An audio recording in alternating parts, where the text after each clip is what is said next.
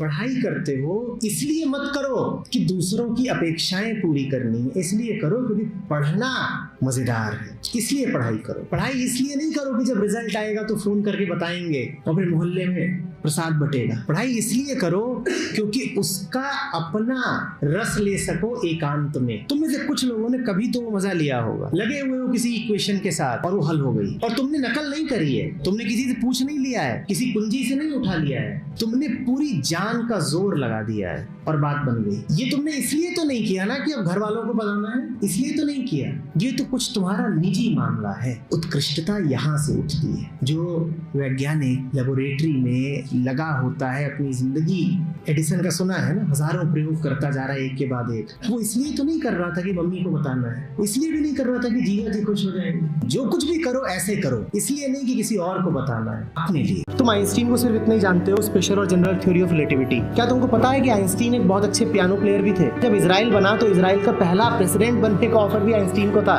क्या तुमको पता है कि आइंस्टीन पॉलिटिकली भी एक्टिव थे? अब तुम इमेजिन कर सकते हो क्या कि जिसने तुमको E = mc² दिया वो एक पॉलिटिशियन भी है। कहा जाता है जिंदगी उसी ने जी जिसने एक जिंदगी में 1000 जिंदगियां जी ली।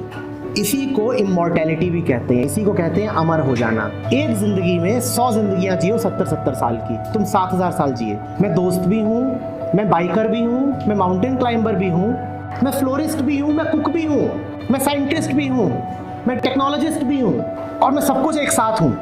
मैं एक साथ 100 जिंदगियां जी रहा हूँ। इसका अर्थ ये हुआ कि मैं जो कुछ भी कर रहा हूँ उसी में पूरी तरीके से हूँ। मैं हर पल को पूरा जी रहा हूँ। बहुत कुछ करा जा सकता है। हम अपना समय खराब करते रहते हैं, नहीं तो दिन बहुत लंबा है। दिन में एक नहीं अनेक कामों के लिए जगह है।